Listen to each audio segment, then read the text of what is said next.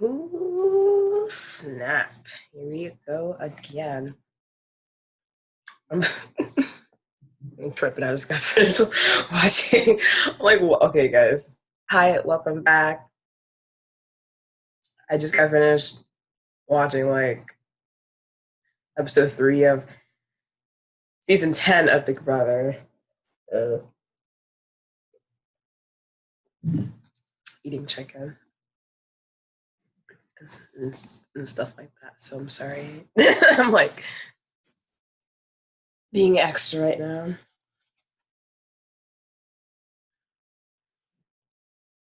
Hey, good sir. Hello. Hi. How goes? I'm good. Jesus, I'm I was just talking. I'm recording now. I got carried away. I was watching Big Brother. I'm on season 10 right now. Damn it. But yeah, we're good now. How are you doing? Oh my God, look at you. You look good.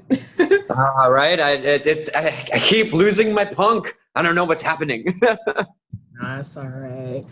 No, I'm doing great actually. So, big news from this guy. I ended up talking to my girlfriend about what I'm doing, what I want to do, and I mean, Yeah. I think I keep telling you guys that the way I found out about Andrew Yang was like a really, really simple progression for me. I've been talking about universal basic income since graduating in 2007.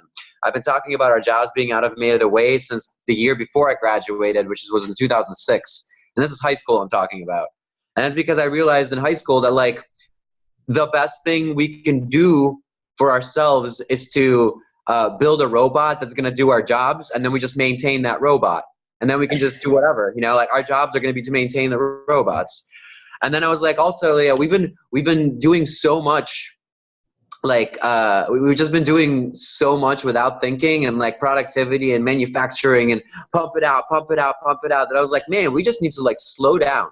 Everybody just needs to slow down and look at what they're actually doing. Think about whether it's actually helping us.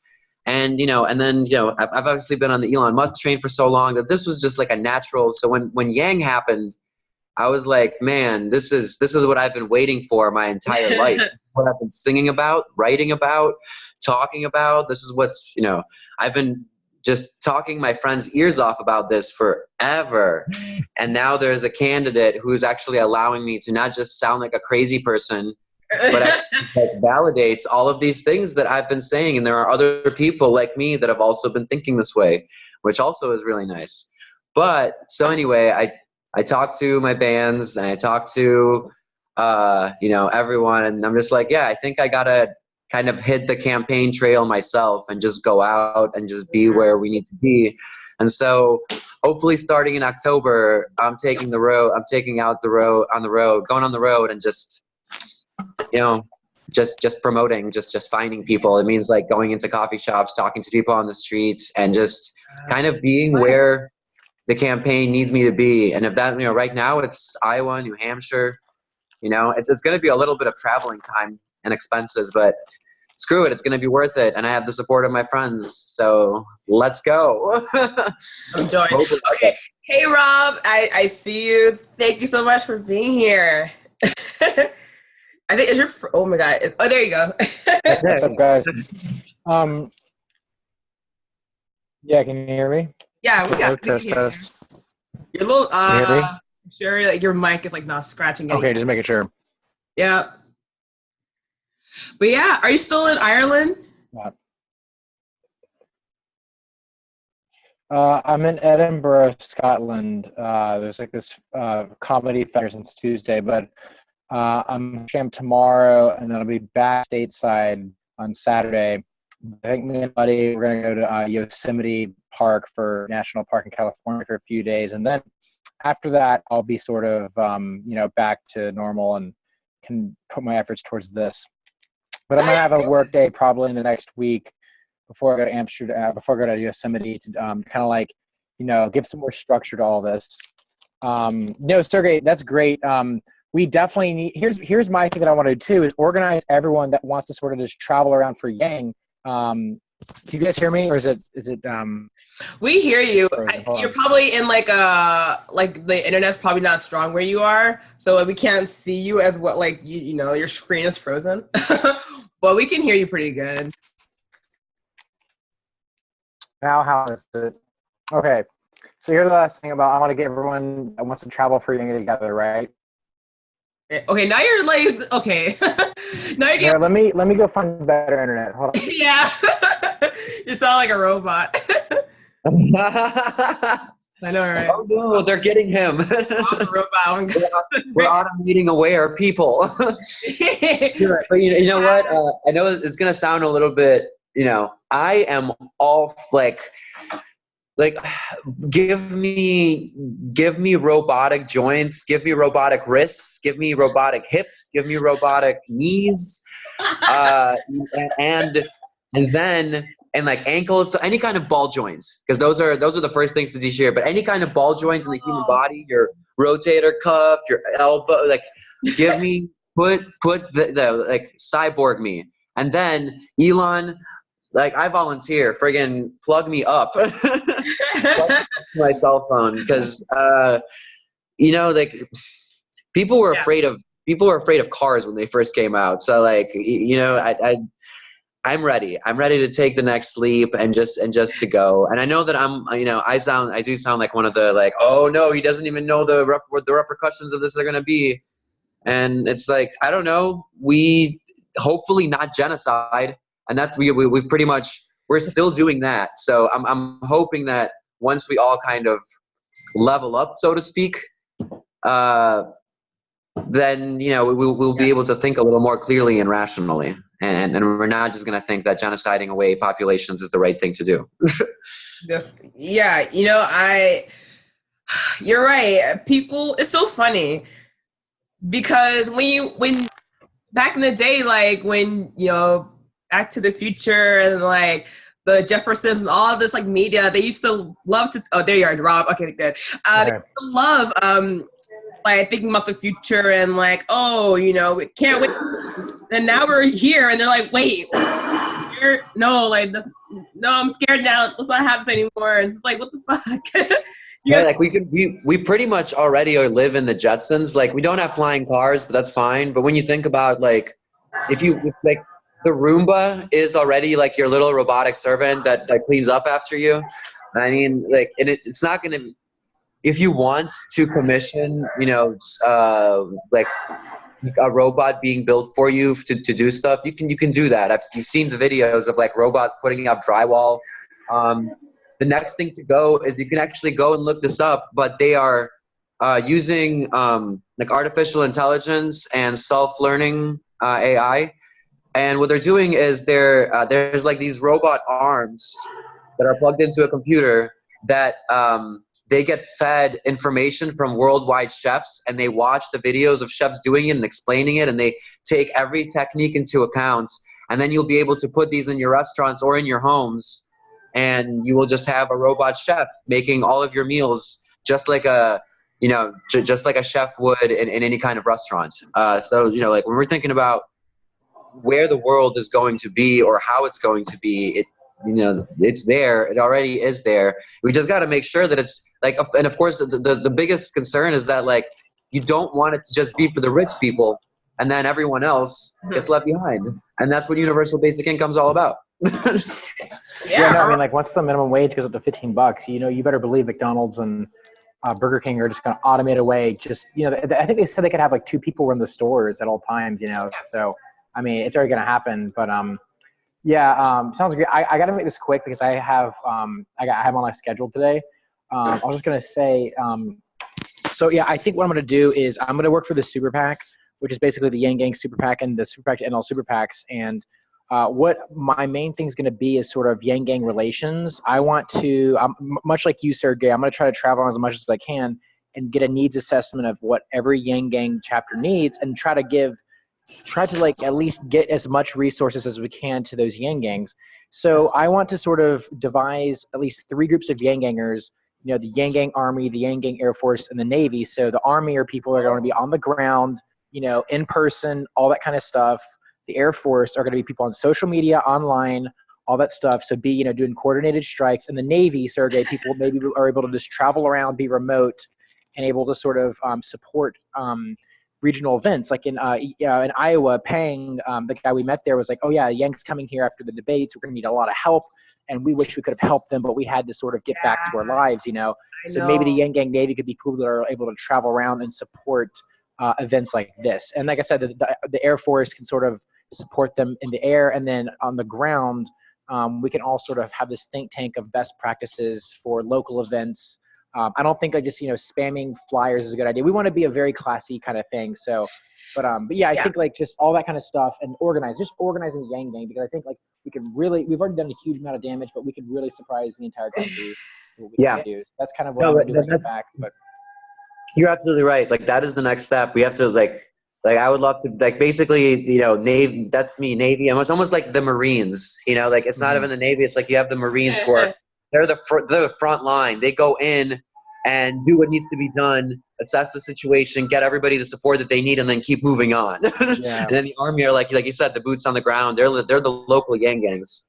And and like as soon as you started thinking about I was just saying the Yang Gang Navy, that to me is like the Yang Gang Tesla fleet. If we can get some Tesla owners for Yang, we need there you go. Yes. And we need them, promoting electric vehicles, and that but not just that, like the idea of this is how I explain to people that we are in the future. Like if the only time I feel like I'm in the future is when I see a Tesla. And then people are like, you know what? That's kind of true. Because like when I see a Tesla, I'm like, oh wow, like definitely didn't think electric vehicles were going to be able to do that. Elon Musk even said it. He wants to have basically Uber for Tesla, a fleet of driverless vehicles to take you around. And you better believe people will be like, oh yeah, I want to ride around in something that's zero emissions. So, anyway, I've got to go here, but definitely. I think I know that like the campaign is stretched with bandwidth. They got to focus more on the politics of the Yang Gang, but I do think that once this campaign gets bigger and bigger and bigger, I can help. Like I said, I'm working with Seth to like help to divert the right amount of resources to all the Yang Gangs and the important stuff. So I know that like if we're properly equipped, funded, and trained, I don't know. We can surprise the world, to be honest. So no, that's why I'm ready to go. Yeah, but like organizing groups like Tesla owners for Yang, artists for Yang, random crap like that is what we like. Just creating community within the Yang Gang, not like micro community. I think helping create micro communities with a Yang Gang is what's going to be big. It's like okay, I drive a Tesla, I like Yang. Oh, I made a new friend because you do the same thing and you talk about whatever and you become friends. So that's good stuff. Brainstorm. I've got to go here now, but no big deal. Yeah, just let me know when the next one is, and we can definitely phone in and continue doing all this cool stuff. So I do want to come back to Detroit soon, Sergey. I don't know. You said October is when you're probably going to start going on tour. I do want to come back to Detroit. I really had a good time there to help y'all. Me too. I want to. So the thing is, like, I have a lot of making a comeback. Yeah, I have a lot of shows planned in Michigan up through December, so I'm going to have to be moving back and forth. So I have to like really be mobile. But like I said, I talked to my bands, and I mean all of the shows I'm going to send. So like I don't think I've invited you to the group yet, Rob, but I'm going to invite you to the group where we're planning the tour, so you can help us. Oh yeah. That's going to be our hub to get every person that's involved with a venue or a person that's involved with a band. The main leaders of the band, or the people that are the main organizers of the local Yang Gangs, and any volunteers that want to help to make this happen. We've created a closed group where we're all going to start talking and just coordinating everything. And so in that group, I'm going to start posting every event that I have. And so a lot of the events I have now are just benefits for like, we're trying to get kids school lunches. We're trying to like help people pay their medical bills. But if the Yang Gang shows up to these really great philanthropic events, it's still, it's showing support for the thing that we need to do, which is uplift our communities. And that's it.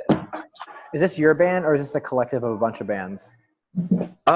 So I play in 4 bands, and so all 4 bands that I play in are now Yang Gang. And then there's also bands that have hit me up from all across the nation that are already working with within the community, and then the guys that do like the Yang Gang anthem and like the Yang Gang like YouTube videos and music, they want to get involved. Obviously, they already hit me up. Regional shows like Yang Gang concert. It's like I know like on a Woodstock Yes. and all that kind of crap. I think we could probably go back and look what happened there, and then do the same kind of thing. Well, there's actually I want to think about it a little bit differently. I would like venues are good and everything, but I want us to book a park. Park, fields and parks. Yeah, or like we were saying before, if we can talk to the city and be like, hey, let us use the abandoned mall as a place to hold a rally. Let's do it. Like there's a lot of like venues can be difficult to work with because they're looking to maximize profit. Once we show the once the artists for Yang and everything gets a little bit of traction, a little bit of trending, and we can show the venues around the country that like, hey, if you host the Yang events, not only are you not going to be, not only are good people, nice people going to come that aren't going to polarize your patrons, but also like we are going to show up, we are going to promote the business, and you're going to have like a nice crowd for these. Usually like Monday, Tuesdays, those are the dead nights, and Thursdays. Like so, if we can capitalize on Monday, Tuesday, Thursday nights, that would be our. Oh my god! Good stuff. I gotta go here. I gotta go, but I'll see. Just keep me updated, and I'll see you. But yeah, good stuff is gonna happen. I'll see Houston. I'm gonna let's all try to meet in Houston. Let me know if you want to come to Houston because we're gonna try to get a Yang Gang Airbnb. Coming. Austin. So let me know. All right. Okay. All right, dude. Bye. Damn, that's oh my god, that's brilliant. Monday, Tuesday, and Wednesday. You said that Thursday, Monday, Tuesday, Thursday, because Wednesdays are usually they're like hump days, so people have something usually planned. Oh, okay. Thursday nights are actually one of the most dead nights in the industry. Right. It to me it almost doesn't make sense why, but I think it's also like people are getting ready for the Friday night, so they wouldn't. When Wednesdays are nights that like Mondays people love to go have a drink because they're like, oh, it's freaking Monday, but nobody really stays. And Tuesdays are kind of the same. Wednesday people do go out because for whatever, but Thursday nights usually are some of the dead nights, and then you'll have like events like they'll have like college night or some kind of special event, and really like college nights, like where are the college nights? Who's having college events? Just like we can, and that's why like Rob said, building these micro groups is going to be really important because once we have the micro groups, then we get one macro group to kind of make sure that we are, kind of watching over all these little groups, making sure that everybody that's in their micro groups joins the big one too. Yeah, I mean, especially, because we're going to be just specializing in music. I mean, there's so many different groups in music, so many different subcultures. So that's going to be extremely, really great. Because everybody, like, it's so easy to bond over that. Man, I can't wait. Okay, so, and I'm going to write your plan to, like, going to parks and abandoned malls, stuff like that. Not only is that we can be efficient with our funds, but like is very different. And people were like, what the fuck is happening there? Like people wouldn't know that. So I remember you talked about this before, but I forgot to really make a note of it. But I'm gonna. Yeah, and really, we don't even have to think about malls or what was it, or parks. The main streets, what main street strip malls, what kind of main street strip malls are closing down, and how many of them are in a transitional phase? How many of them have like signs for lease? And I mean, we can even call those companies, and a lot of them are owned by Warren Buffett. I don't know if you know who that is, but that's the guy that like owns most real estate. Yes. And you can, and he's if you look up Warren Buffett and Bill Gates talking about UBI, they're all for it. They're some of the most richest people in America, and like, especially Warren Buffett, like that dude owns everything. And I was at first I was like kind of worried about it, but then I heard him come out. He's like, no, we can definitely support the majority of the people below us and make sure that everyone is winning in our society, because that's the whole point of having a society. So, and if you got guys like Warren Buffett who are for it, like I have a lot of hope. Like don't forget, we pretty much now have people that we know are not that great of people cornered. I mean, they're all in one area right now. And if we use this momentum to flush them out with democracy dollars, with UBI, with Medicare for all, with all these social programs, giving more to caregivers, giving more to volunteers, just empowering people to do what they want to do and pursue their altruistic, goals. Yeah. Then we will start to build something. And it's not about creating a utopia, like everybody says. It's not about creating a perfect world. It's just creating a world where if you want to do good, you should be able to do good. That's it. It's pretty simple. I mean, like that is like the American dream, is that you at least have a choice or a chance, fighting chance. And a lot of other countries just simply don't have that, like really. And we really have. We're losing sight of that core value because, I mean, I love capitalism and but I mean, it really has like swallowed us whole of just like, okay, work, grind. And now we're just like, we've done so much where we can't take it anymore.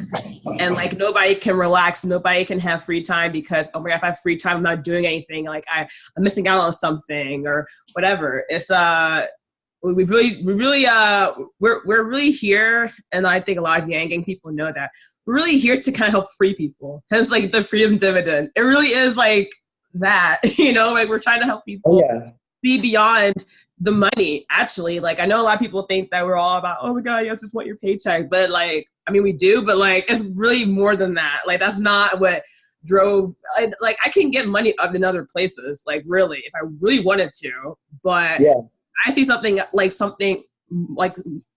I've never seen before, and I'm only 20 years old, but I just know based on history, like this is it. Like this is like our time to like really make a difference. So that's why I'm. Really one of the things I learned. I'm 30, so I'm not that old either.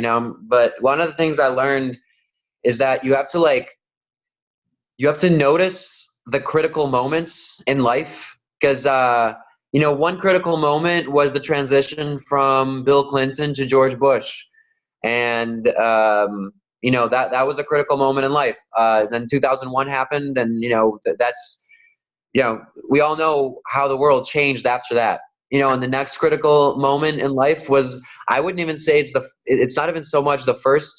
It was the Obama re-election. It was the fact that he got into the White House the second time, and then you kind of saw a positive shift for a second. Like we all knew that, there was still a lot of Republicans blocking certain things that we were trying to do, and by no means am I saying that Obama was a perfect president. Like, don't get me wrong, he made mistakes just like every president made mistakes. Every president is going to make mistakes.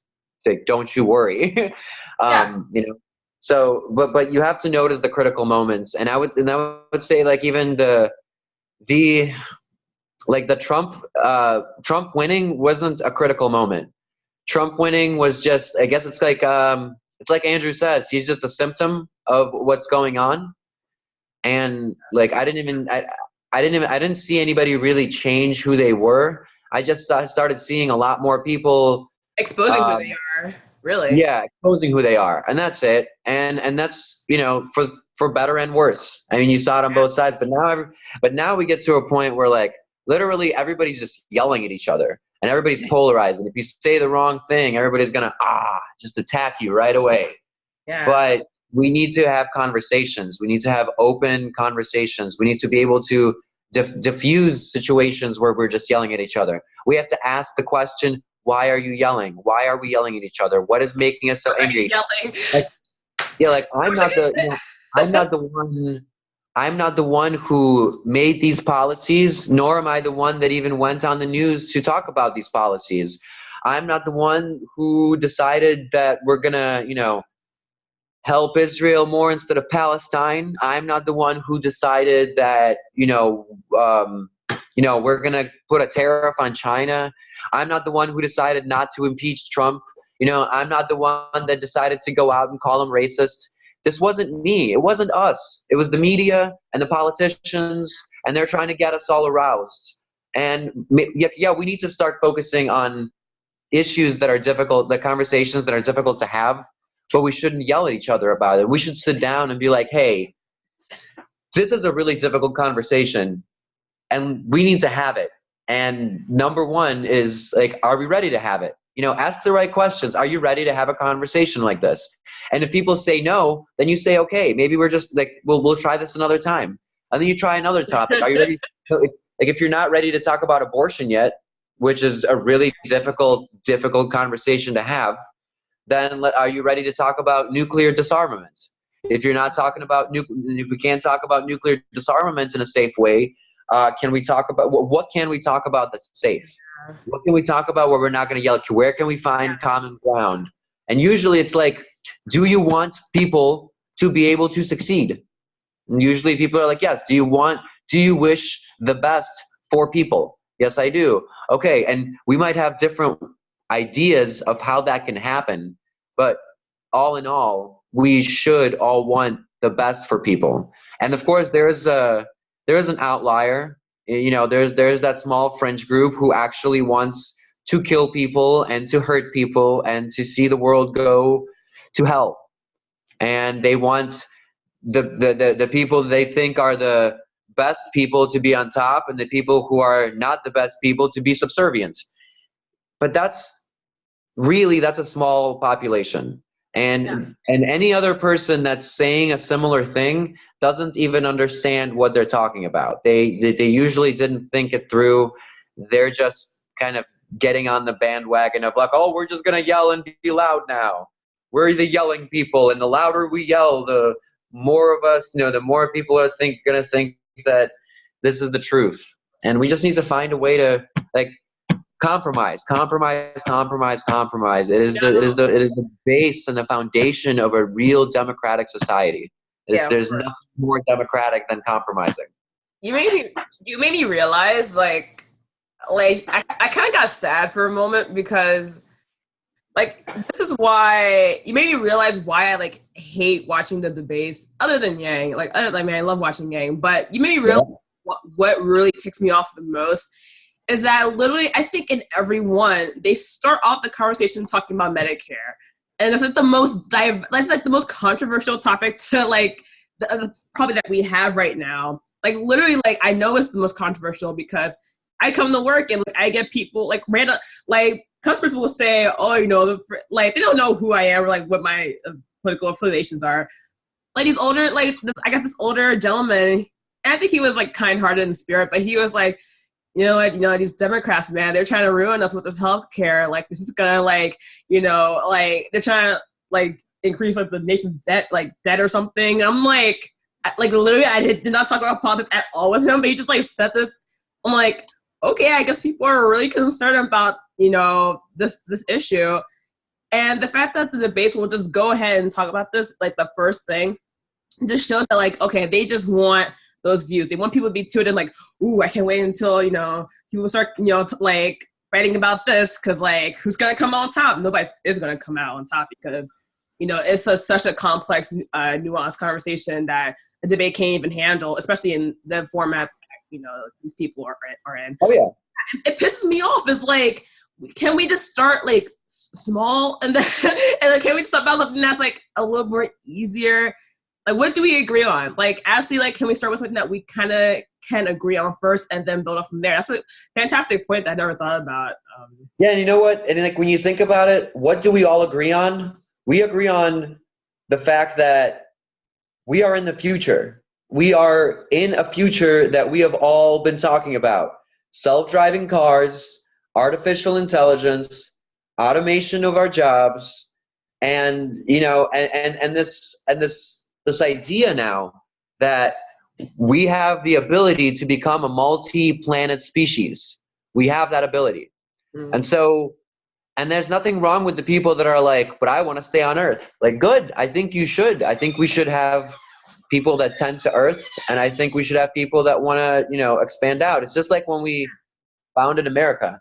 Yeah. Just like when we founded America, it wasn't like everybody flooded to the United States. No, we still had a bunch of people taking care of shit in Europe, and that's kind of what is going to happen. You're gonna have, but also like you're gonna with us becoming a multi-planet species, you're going to have work, like that's going to create jobs. You know, you're like, it's not, when you think about it, like even Jeff Bezos, his whole plan is to try and basically put factories up into space and have people work in space. You know, Elon Musk is trying to give us a means to get there. Jeff Bezos is trying to give us a way to work there. And then you have this other company, which I cannot, Bigelow Space Industries. They're the ones that are building habitats for us to live there. So, you know, now you're watching, like, because an industry is never going to become anything if you don't have all of the factors come together. And it's kind of like in the first industrial revolution, we had all the technology for a really long time, but until we had, you know, enough housing in the city and enough jobs in the city, and then and a means to get to, you know, to the city back and forth, which was automobiles, we didn't have that huge push. But once automobiles came into play, once we started building, you know, apartments, building up and stuff like that, and then, you know, once we started having factory jobs in the city, that's when you saw that huge influx, and then you saw the industry takeover. And now we're seeing the same thing. Like, the one thing we can truly all agree on is that we're in the future. The thing that we disagree on is this, you know, what kind of future are we building? A good one or a bad one? And that's okay. Like, we don't know, because we're here now and we're in uncharted territory. So we're going to have to kind of do this trial and error thing. We're going to have to be like, what works here and what doesn't. Yeah, and it's clear that, you know, that's why Andrew Yang, like, he's getting so much traction, because legit no other, like, nobody in traditional media, or even like I haven't even seen this in, like, well, I'm on the internet a lot, and before Andrew Yang, I never heard really anybody talk about automation that much. Obviously, you know, you do have, you know, your you know, people Elon Musk for a while. Yeah, I was about to, you do, like, those people have been talking about it for a while. But if you're not in that, if you are not into that niche kind of community, then you wouldn't really know. But when Yang brings it up on, like, Joe Rogan and the Breakfast Club, they automatically get it. They're like, oh yeah, this is true. Like, self-serving kiosks and, like, Burger King and McDonald's and stuff is a thing.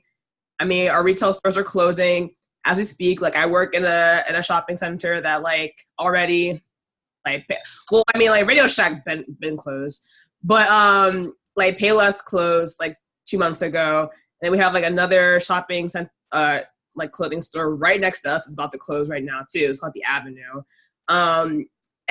but there is, like, and the Sears closed as well. But, like, where that giant Sears building is, where I work, they actually plan on building, I think, a Target. But again, that's, like, more consumerism. Like, a Walmart's like literally, like, a couple blocks away. So for me, it's like, damn, like, I really wish that, like, we could have something like your mall idea. Like, it's not probably too small for, well, I mean, I'm sure we could have smaller versions of, like, you know, Let's Go.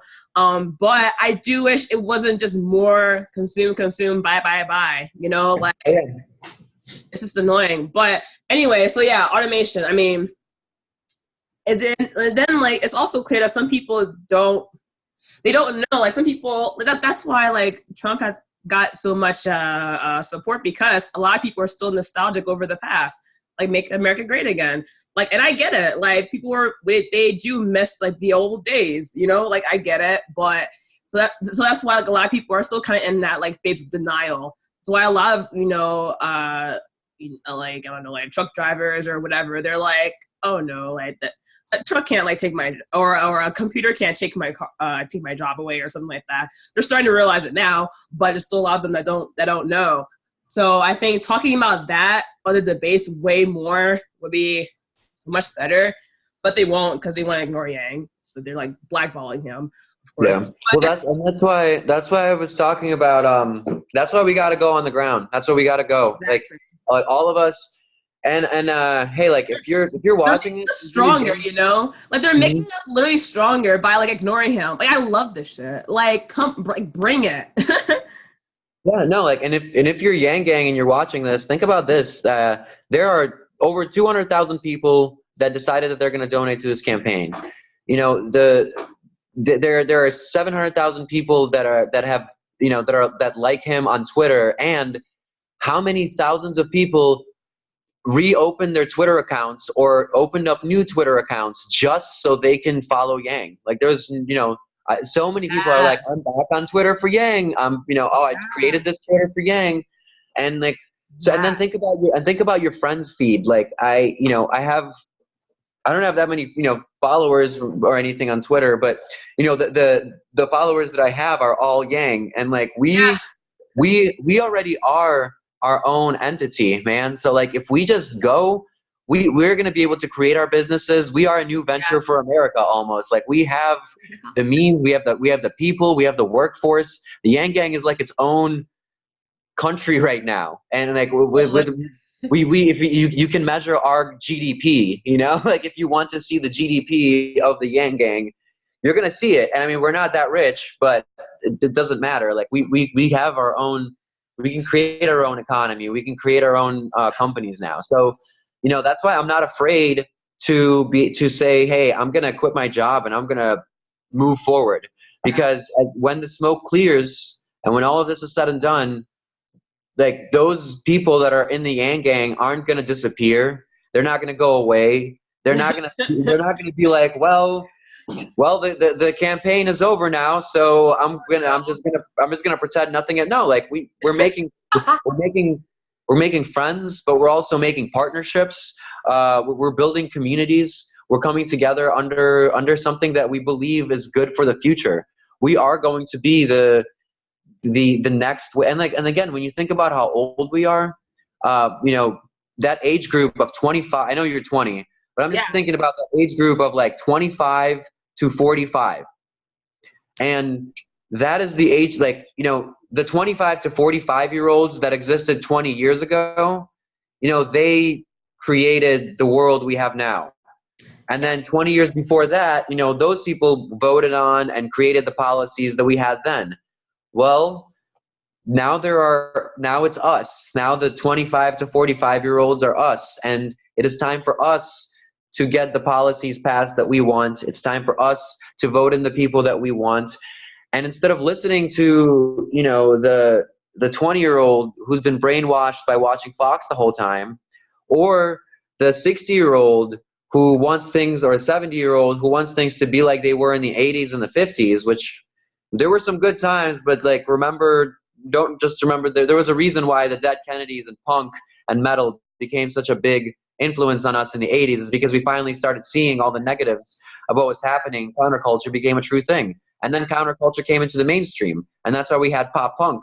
And like you saw that, like we did want better for ourselves. So we went out and we did it. And we made sure that we had better for ourselves. We made sure that people weren't being censored. We made sure that, like, just because Eminem and Korn and all of these bands that like swore, and we weren't going to censor them. Marilyn Manson, like, they weren't the ones that are contributing to suicide and all this stuff. It was the drugs that people were pumping into children starting in '92 when we put him on Ritalin. Amen. Like, that was the mistake. And so, like, but this is us.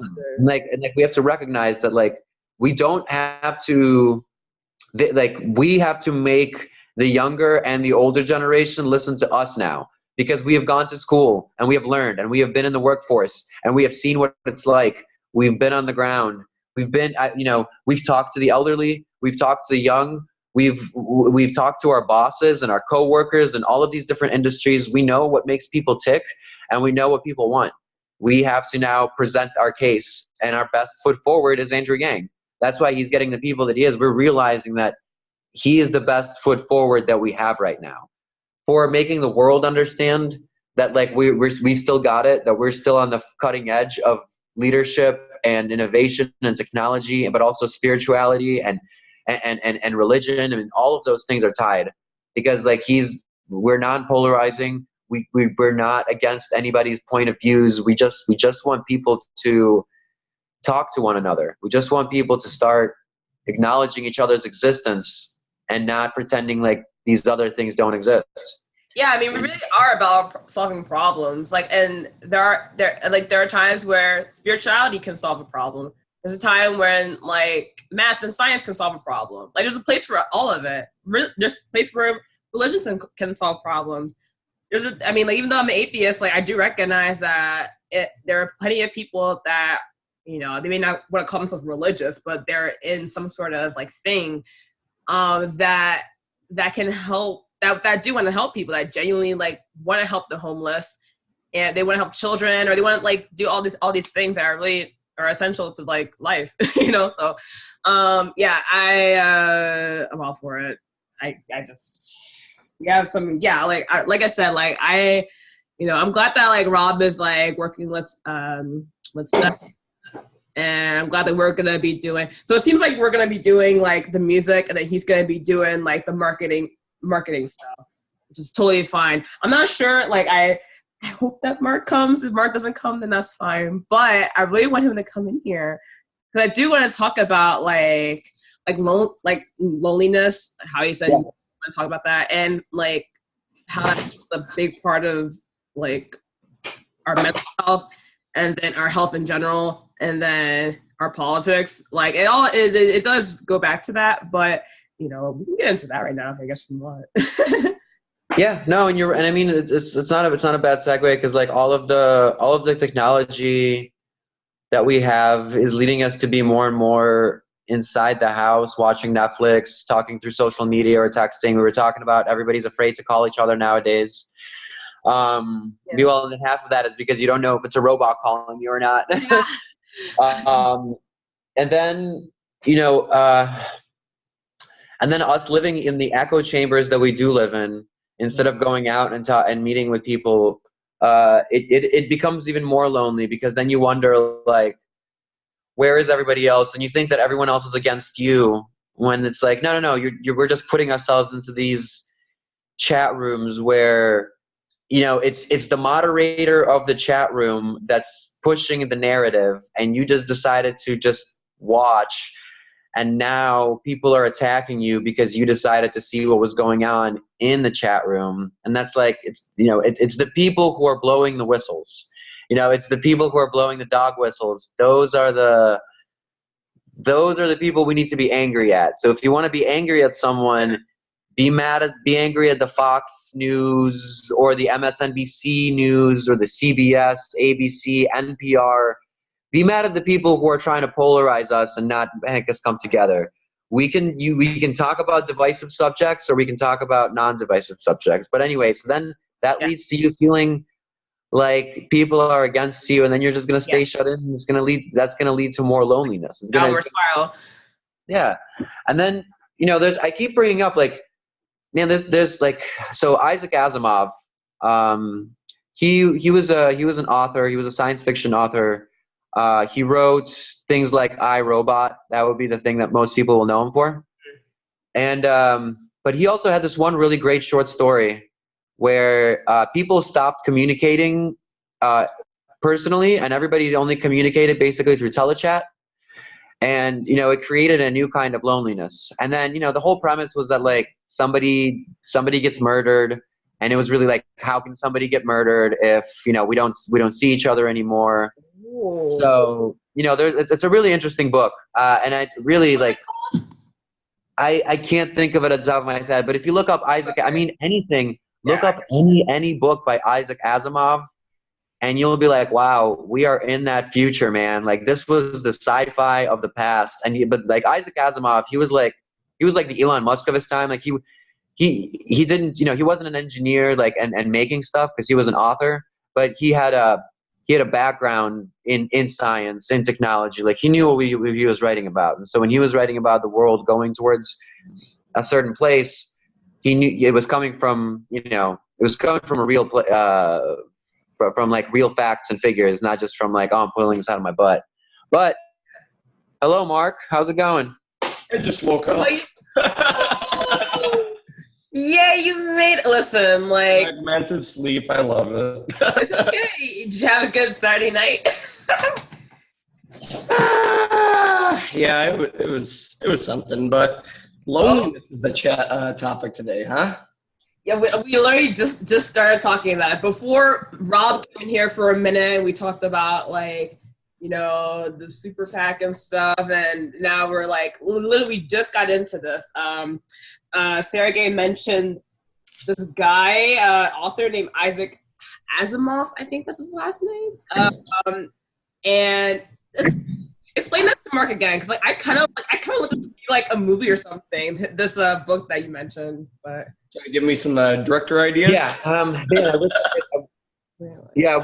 gonna try and like look this up too while I'm telling you guys. But so the premise is that we live in a world.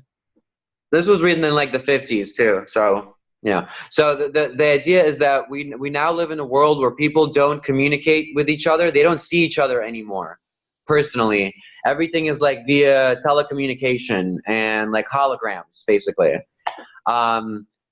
And then a murder gets committed, and then that's the plot line. It's like, oh my God, how can we have murder if if nobody really sees each other anymore, and blah blah blah blah blah blah blah, and then it goes into a thing. But the idea is that like we are living in that world now. We're living in a world where like, look at us. This is how we talk. And I mean, think about like when you talk to people on Twitter to try and change their mind about voting for Yang, because that's the right thing to do, because we're not threatening and we just want love and compassion for everyone. That's how we communicate nowadays, and you'll get people to that's why people are so like irrational when they're on there. They'll start yelling at you because you don't see the person, you don't feel that interpersonal connection anymore. They're just 240 characters. They're just some kind of bubble, a head bubble that comes up on your Facebook screen. We don't see each other as people anymore. We're just kind of we're this digital data that we're communicating with. And so it's just the idea that like that's the type of loneliness that we're getting to now, that we don't have that interpersonal communication and we've become detached. So at this point, like human touch, touch it's really important to the development of children. It's really important to the communication of our species. We need to touch. We need to put hands on people's shoulders or give each other a hug when we greet each other, or a handshake. Whatever is comfortable with us. Obviously, like, I'm not saying grope each other, but the human touch is really important. And now more and more people get freaked out. Like whatever it is, like you accidentally rub up against someone in the street and then it's like a fight. You go to a concert and like you start dancing or moshing and some people are like, what are you doing? And you're like, I'm being human. Like, this is what we do. We connect. The answer is get the fuck out of the pit if you're asking that question. Exactly. I'm sorry. But some people are like, I didn't come here to be slammed into, and it's like, well, then you should watch a YouTube video. Like, I'm here to experience life and to be amongst my fellow living, breathing people. I want them to sweat all over me. I want them to, breathe all over me. That's fine. Like, I want that horrible smell of a bunch of humans jumping around. That's okay. Oh, yeah. It's totally okay. Yeah, I mean, you're right. I love watching live concert like videos and stuff on YouTube. And, like, you definitely notice that, like, I mean, compared to because I love watching Korn and Marilyn Manson, like we mentioned before, and like back in the night, in the late 90s, man, people were losing their shit in the crowd. I'm like, damn, I wish I was there. But now people are way more reserved. I guess it's shy. I guess like people are like, okay, like I don't want to like offend anybody. I don't want to look like I'm the odd one out. And it's like, wait, you're at like a concert where like you guys like the same music. And that's why I love going to K-Con, because because K-pop, like the songs are meant to be danced to. Like every move has a purpose. So it, like whatever song that comes on, like we know the dances. So that's why I love that personally. But it doesn't have to, like, I think like every genre can like, doesn't have to be like choreographed dancing, but everybody can like move and like have fun. Like, that's the point. I want to move and have fun while I listen to music. Like, it's not that odd, but we have to be like less free in that sense. It's pretty sad. Yeah, and then like, so we're talking about like we are moving towards that thing where we talk more through social media, through texts, through FaceTime like this. And I mean, I've even had like dance parties where we just kind of FaceTime each other, and then everybody just kind of, you know what I mean, does their own thing. And you see that all the time. I mean, bands practice. I know bands that practice like this. where they FaceTime each other and they plugged everything through the headphones and then they go. But with that kind of world, that's like, we're going to need more caregivers, right? So like when people start to move into their 50s and 60s, and then, you know, people are going to be less inclined to visit each other. And that loneliness is, especially for the elderly, that is real. Like loneliness in the retired community. You know, all their kids are doing exactly what they were doing, you know, which is working their asses off. And especially if you're working 40 hours a week and all you got time is to come home and maybe read your child a story or watch like a movie with them. And then you got to go put them to bed and then they got to, you know, then you got to go to bed yourself. We just don't have time. Yeah. But if you, you know, if you start to value volunteers and caregivers more, and you know, there are a lot of people that see this as a problem. Like we know this is a problem. We know that this is something that this needs to be fixed, and they will go and gravitate towards that kind of work, and we can actually get rid of loneliness. And kind of like how I was saying before, if we put children with retirees and elderly together, where they can both learn from each other, that would be like the best thing in the world. Create daycares where, you know, you have children basically go to nursing homes, or you have nursing home people go to daycares and interact with the children. That's all they want to do anyway. You know, children want to hang out with grandparents and grandparents want to hang out with children. Yeah. It just makes sense. I hear you. And I feel like, you know, a lot of elders would very much agree with you, like on the Sergey, because like every time, you know, you talk to like a really, let's just say a really old person, someone above the age of like 65, 70, 75, they're always going to like they don't do it just to be a part of a stereotype. It's like those damn phones, they can sense the fact that we are getting more and more distant and a lot more over digital. And just like a quick comment on that, like I try at, you know, the most I can, like whenever I do like say text a friend or whatever, it's like, okay, I want to hang out with someone. And I'll use like my friend as an example. Like we'll text each other and maybe like talk maybe about a few things, but like it's always going to end with, hey, let's talk more about this or whatever. What are you doing later? When can we meet up?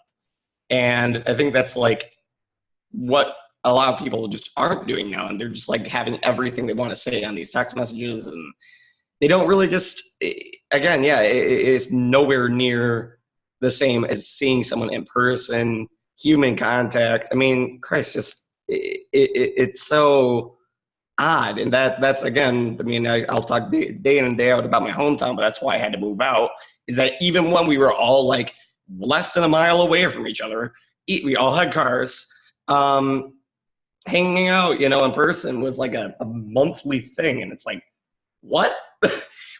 I know you guys are like at home all the time, and like I hate saying it that way, but like let's just do something, you know? Like, please. Bitches are ignoring me. Oh yeah, for sure. It's great. Yeah, you're totally right. I mean, oh my God. I only have like one good friend that like we'll text, but like when we text, we make sure, okay, let's actually see each other. Like, and it's so difficult because he's like full-time, he's 1 year younger than me, but he like has to be in college. So he like is doing full-time like college and then full-time working at Chipotle. And so like he's like always tired. So I'm like, damn it, like I don't I understand, like, and I you know, every time we hang out, like it's like we're on, like we love it. We just watch movies and like we eat, and that's it. Like we're not even out and about. Like we're just like chilling, talking, and it's perfect. And just getting there, like it really is like we have to plan like 2 weeks in advance, like make sure our schedules align. It's like Jesus Christ, like why is it so difficult? Yeah, and like oh my God, like, and I'm not saying you have to have like a billion like friends, but like, you know, having like just like core people that like you can like at least see and just reconnect with every more often, every now and again. It's like really important, and we're all working ourselves to death, and it's like really annoying. That's why like that's why I'm championing so hard for Andrew Yang and the Yang Gang, because we really do get it. And then we're really like building these communities like as we speak. Like everybody's reaching out to everybody. Like we're just hungry for it, and it shows. Like that's why we don't mind making new Twitter accounts. Like even though we hate Twitter, but we love going up there anyways, because we know that, like, oh wow, there are people like me, like I'm not actually alone. There are people like me that do want to be creative or do want to talk about some like real shit and not just, you know, watch Netflix all day and watch Big Brother all day. No, yeah, you're right. And it's something to what you said, Mark. The fact that like I have so many friends that I'm like, hey, let's just go out and go hang out downtown. What do you want to do? Nothing. I just want us to go and hang out downtown. I just want us to see what it's like. I want us to talk. I want us to be outside. I want us to feel the city life around us. I want us to, like, we don't have to go and spend money. We can just go hang out. Like, what if like 8 of us just go and show up downtown? And then like you think, and this is what's frustrating about bands. Okay, so you know I'm in bands here, and I'm like, hey guys, let's go downtown. Like, there's gonna be 8 of us. I'll bring my guitar, and like we can just kind of chill and kick it, and like we're just gonna take over downtown. And everybody's like, no, that's stupid. Wait, why? Well, because like, what are we gonna do? We're just gonna go downtown. We're a band. There's no plan. I need a schedule, Sergey. What is the minute by minute schedule? Right. So then you're just like, you're like, look, there's no schedule. Like we just show up and we have fun, and we show other people that we can have fun, and then we get a crowd around us, and then people are like, who's this band? And then we're like, we're this awesome band. They're like, when's your show? And then we start growing our fan base, but nobody does that. You know, like Green Day was one of the first bands not one of the first bands, but they came out and were like, hey, like we got famous because we all decided to quit our jobs and put all of our eggs in one basket at a certain point. Like we were just like, you know what? We're going to try and be a band, and we're going to say that for the next 6 months to a year, we're not going to think about what job I want or what rent I'm going to pay. We're just going to think about where is my next gig? Where am I playing next? How can I promote my band? Yada, yada, yada. Now, if you take that leap of faith, you are going to, you know, like think about Andrew. He took a leap of faith, and now he's polling 5th for the presidency. That's the kind of, you know, he decided he didn't want to be a lawyer, so he tried a couple of other things. And then, you know, then there was Venture for America. And then now there's a president. You know, like you have to take that leap of faith. There's no, even like Lana Del Rey had to take that leap of faith to become a musician. You know, no matter who it was. Some people get found, and that's great. You can sit around on your butt and wait to get signed, and hopefully somebody notices you, or you can have rich and powerful friends that are going to support you and dump money into you and are going to make sure that you succeed, and they're going to buy your studio time. But if you don't have that, you're not like forced to go and work 40 hours a week and doing somebody else's job. You have the choice to take the leap of faith, do what you love, and just go, and don't worry about it. Like, because there are programs in place that are going to help you out if you fall flat on your butt. You know, there are people out there like, you know, there are organizations, but also there are churches that would love to help you when you're flat on your ass. You know, there are people and community leaders and organizers who exist solely to make sure that people are doing okay. And if you are someone who is trying to, you know, who you're going out there, you put yourself out there like you're a band, and you're traveling and you're trying to bring like communities together around your music. You're not just, you know, you have some kind of purpose behind your music and like good lyrics, and you're trying to bring people together.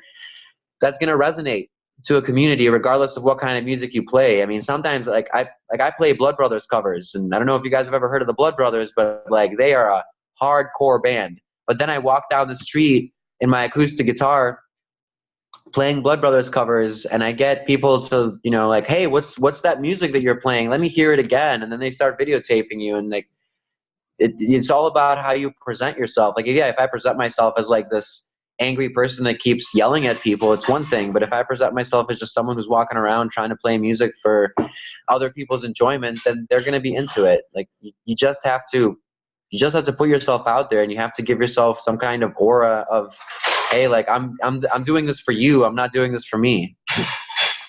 Yeah, that's a good point. And that's like, to me, that is kind of like, if there can be a cure to loneliness, that would be it. Like, you know, it really is that, like, that first little baby step, just to like, okay, let me just try to do something.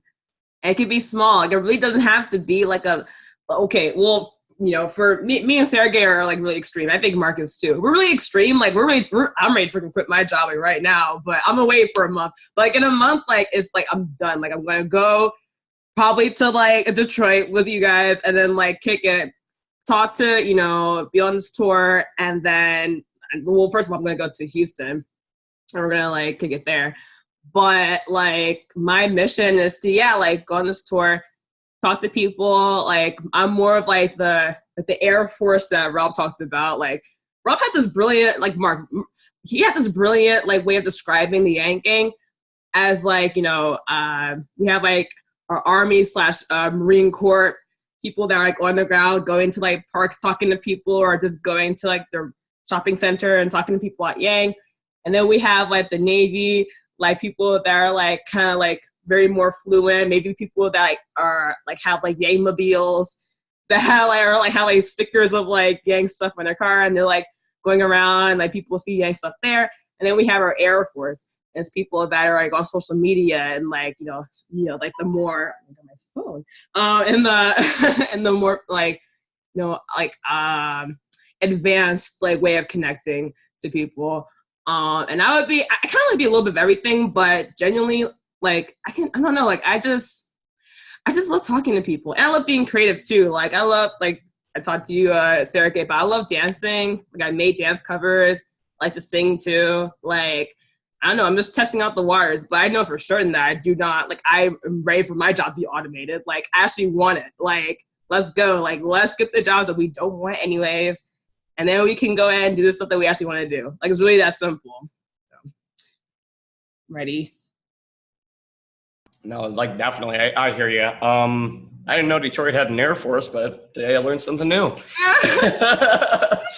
But that's one of my things is I recognize, though, it's different when you're talking to someone in person about Yang, and it is very different on social media.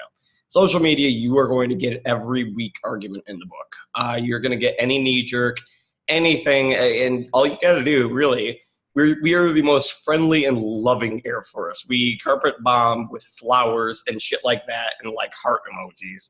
We are not trying to like really harm anyone, but like it's amazing when you see some like Trump guy just going off on like, Trump versus Bernie, Trump versus Warren, Trump versus Kamala, and like all these things. And you just have the Yang gang out here, and it's like, hey man, let's talk, like let's actually just see where you want the country to go. If you have like some misguided definitions, we're here to like help you like, learn or unlearn something. And we mean no, hostility. It's like literally you engage with us and we'll engage back with you. And that's something that's a little bit different than being on the ground. Because on the ground, it's just a little more human. You get a little less pushback, I think. Yeah. But yeah, like online, it's also at such of a volume that's like it's dizzying, Yes. People, and then people actually. Oh, sorry. Just a quick thing. This happened to me earlier. I was talking. So the whole Israel-Palestine thing that's in the news right now, Rashida Tlaib and what's going on. So. Somebody said that like, oh my God, what the Democrats are doing is going to start a war with Israel. And I was like, hey man, like you can't be pushing war like this. Like we all want peace. We all want compromise. We all want resolutions. And then he said something to me along the lines of like, if you don't understand you don't understand the consequences of what is happening. And if you are Jewish, then you are an idiot. And I was like, first of all, I am Jewish. But then I was like, I don't know why you're calling me an idiot. And I just even said like, brother, I was like, I don't know why you're calling me an idiot, brother. Like, I love all people. I'm just out here trying to have a conversation with you. I'm trying to figure out why we are so angry at each other and where we can find common ground. And then somebody like, somebody else chimes in and is like basically calls me a snowflake, but not a snowflake. And once again, I say like, hey, why are you trying to fight with me? I'm just trying to have a conversation with you guys right now. And then the other dude finally some time passed, and I was like, oh, is this over? And then the other guy's like, Yes, and sensible solutions are exactly what we're trying to do. And I'm like, thank you. That is it. I'm just trying to say that we are being radicalized by both sides. Let's stop buying into the propaganda that's trying to get us to be crazy and hateful. Let's try and figure out where we as human beings, not like some media outlet or some ideological bullshit, where do we as human beings stand on these difficult issues? And most of us stand on, well, we got to find a solution that works for everybody where we don't go to war with each other. Yeah, that's cool. And if that's a very difficult thing to wrap your head around, and if we're not there yet, then maybe we should say, we're going to get smarter people than us that are yelling in our echo chambers to talk about this. And we're going to send ambassadors out there with both viewpoints. And we're going to send some, we're just going to send people that have studied this and have learned about it, and this is their jobs, and they should be talking about this, not a bunch of people yelling from both sides. And then you keep going on. It's like, okay, so this issue is too much for us. Can we talk about something else where we're not going to yell at each other for? Where is our common ground? Wait, I'm so curious. Again, where were you? Were you on Twitter when this happened? Yeah, I was on Twitter. This is wild. Yeah, it was somebody. It was somebody who was Jewish and of the right, in the right wing, and just and everybody's just like, oh, you hate Israel, you hate Israel. Like, my grandpa's from Israel. Like, we were, my family was there before World War II and everything happened. Like, we are Israelites. I mean, I'm also from Belarus. That's where I came from. That was my country of origin. But I am, an American citizen. Just so everybody understands. But I have roots in Israel. Like, not just because I'm Jewish, but because those are my people naturally. And like, there are a lot of people in Palestine who they're the same way. They've been there forever. That's where they've lived since before World War II. Again, since before all of this stuff and migration happened. So, we can't just look at it, oh, it's these people's country or it's those people's country, or like this religion's right or this religion's wrong.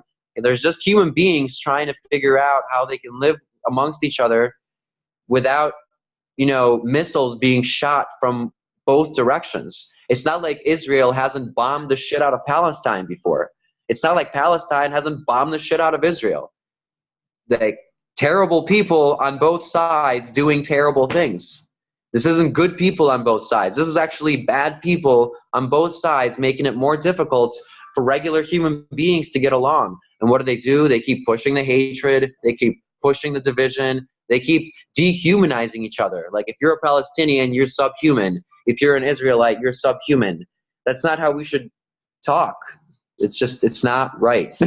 Yeah, and that is one of the downsides of the internet. Just because, like, the reason why it's so much easier to be offended is because you're not, like, if somebody were to actually meet you in real life, Sergey, they probably would not even say that to you, because like they would just see, like, they hear like the tone of your voice. They would probably like intuitively know, like, okay, this guy's doesn't mean is not an idiot. Like, they would probably just know. But when you don't have that, if you're on the internet, like, you can't, like, you're just basing off a text, and then generally, like, people are already in this like defense mode that, like, okay, like the downward spiral of loneliness. Like, you just get in your echo chamber, you think that everybody's against you already. So when you have a disagreement, it's just aggravates that. It just like makes it even worse, I guess. And that's it's that's why we need. And I love social media, but like, that's why we need both. We need people to like talk to people in real life, and because sometimes, like, the Yang gang, no matter how much we love people, it just will not be enough sometimes. So, it's good to come at it from like all angles. And sometimes we can convince people. Like, sometimes it will, like, honestly, like, we actually are pretty good. Like, from what I've seen, like, going on like Reddit and like YouTube comments and Twitter, like, we have a good like track record of being like reasonable with people. And even if like we don't ultimately like win the argument, like, I think a lot of people can take away that a lot of people that support Andrew Yang are like pretty sensible people. So that's like my goal, is to be like very kind, and then like, but to also be like firm. Like, I'm not gonna like have you come with me at this like libertarian Trojan horse argument one more time, and that's how you can get away with it, because like you can't. Like, I'm sorry, it's stupid. But yeah, how do you even got onto that topic? I mean, it all does. It definitely all ties into loneliness. I mean, once we start isolating ourselves, I mean, and we're just alone with our thoughts.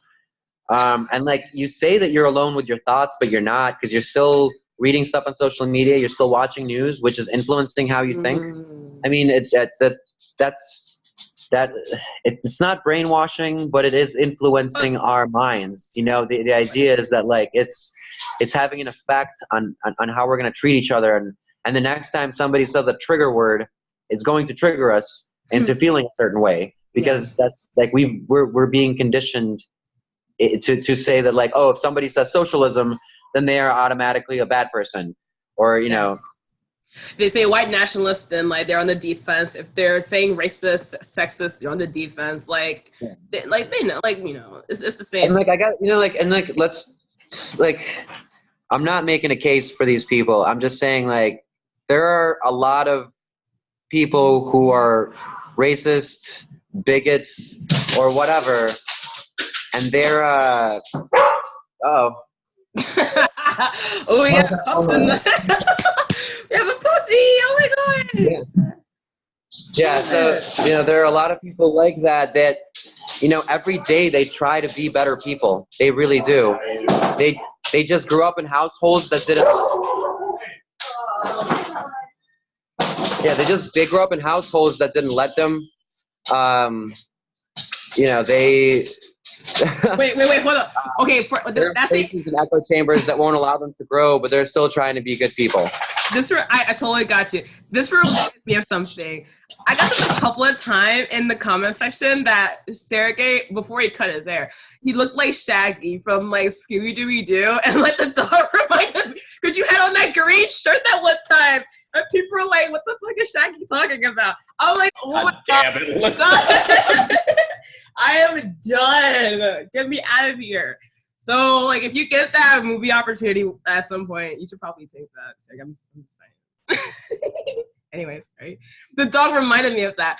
But yeah, I mean, damn. I you know, that's why I think like YouTube is a really important place, because when you actually see somebody like a lot of people that support Andrew Yang are like, this is the first time going on like YouTube and like making a video about it. And they're saying like, oh man, like, you know, or maybe they already had like a YouTube channel and it was about something like completely different. Like Pageant Khaki, actually, like she didn't talk about politics before Andrew Yang. And I remember like when she made that first Andrew Yang video, she was like, all right guys, like I'm probably not gonna talk about politics. Like this is just like, I'm just letting you know that I really like this guy.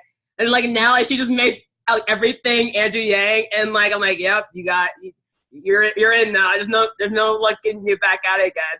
Because once you're in, like, people, you just know that, like, okay, I have to fight hard for this. Same with me. I didn't talk about politics at all on any of my stuff. But now I'm all about it. And I'm having, like, the best time of my life, actually. Like, even more fun than ASMR or any of my BL reactions. Way more than, like, reaction videos. Like, this, like, right here is, like, what I've kind of always wanted. Just to, like, talk to people, shoot the shit, and then like actually get like stuff done. Like we're not just talking, we're actually getting stuff done. And I'm like, yeah, about that. Oh hey, so just so I can get, I'm gonna have to go pretty quick. I might actually just go after saying this, and you guys can continue conversation. But I am going to be in Hawaii for 9 days. So from the 20th to the 29th, I'm going to be away. So Alyssa and Marc, we started that Facebook group with the bands. I'm going to invite every representative of bands who are going to be involved. And also Alyssa and Marc, on our volunteer Slack, if you guys want to start spreading the message and inviting anybody who wants to help volunteer, you know, start inviting them to the group. And also Yang Gang, the regional organizers, the Yang Gang groups on Facebook, whoever wants to get involved also should be, you know, the leaders, the admins, or the volunteers, invite them into that group. And we need, and then we can start having the conversation of how we're going to, start moving this tour forward. And so, like I said, I'm not going to be around for about 8-9 days, but I'm going to try and tell everyone who's involved to kind of like start being communicated with each other, and just like start laying down the groundworks. Anytime I can log on real quick, or just like to shoot a message or let people know about more shows that I know about, I will do that. But yeah, so I just want you guys to see this. These are my bandmates, my girlfriend, my bandmate's girlfriend, and like we are. This is the Yang Gang also. Like we're alive. We're talk to your neighbors, talk to your friends, go out, see a show, go to an open mic, find bands that want to do this, go out to see an artist perform, see a play, go to an art show, buy a painting, and invite people out, because the more people I talk to, the more people actually get excited about the future. That is the best part about being in this campaign, is like you said, being in an echo chamber online, yeah, you'll get pushback. Being in the real world, people are just happy that you're talking to them about not Trump and not one of the other Democratic. I know, right? They're just happy to do something new. Sergey, two things. Well, wait, hold on. Two things. First of all, say hi to Tulsi in Hawaii. And Yes. Second of all, don't spread this too much like wildfire, because I'm still in the works. But yesterday I had a chat with CEO, and all I can say is Yang Gang parties are probably like 99% greenlit. So expect these parties to start going. We might be actually trying to do them once a month at least. Once those parties start, let me know. I will come out to every single one of them. I'll be the boots on the ground. I'll make sure that I am promoting it. I'll come in the day before the party, and the day before the party, I'm gonna go hit the streets, promote the shit out of it, and then we're gonna go to the party. And that's gonna be my plan for when I finally take off and do this. Is every day, one day before the event, I'm gonna show up, try and spread as much word as possible, and then the day of event, hopefully, I'll bring out writers, singers, dancers, actors, whatever, and we'll make it happen. Awesome. Thank you so much, Sergey. Hope you have a good one. Thanks. Bye. Okay, we can stay on. Yeah, I got a little late now. Let me just catch up here. I love that you just woke up. Like I would. I was about to do that, but like my body was just like I wasn't tired at a certain point, and I was like, it was like 10 a.m. I knew I was gonna fall back asleep, so I was like, okay, might as well just like stay up. Yeah. But no, what happened with you? Yeah, how you been doing? Well, I've been all right. Definitely trying to work down the beer gut from like all the drinking that's been going on over the past 2 months. But besides that, as I'm like surrounded by like alcohol bottles, I am very excited about how yesterday went with that call. And I don't want to like publicize too much of this on the internet just yet. Yeah, literally. Okay, like I can stop recording and then we can talk like about whatever, like right now if you want me to, because we can. Stay tuned, YouTube. Stay tuned, guys. Sorry, you're getting kicked the fuck off. Okay, like get out of here. Go. Go. No problem. Thank you guys so much for watching, and we'll be back shortly. Like I don't know, since Sergey's been me in Hawaii, I don't know. It may just be like me and Marc talking, maybe just me and Rob, but. We back shortly. No big deal. All right, guys. Bye.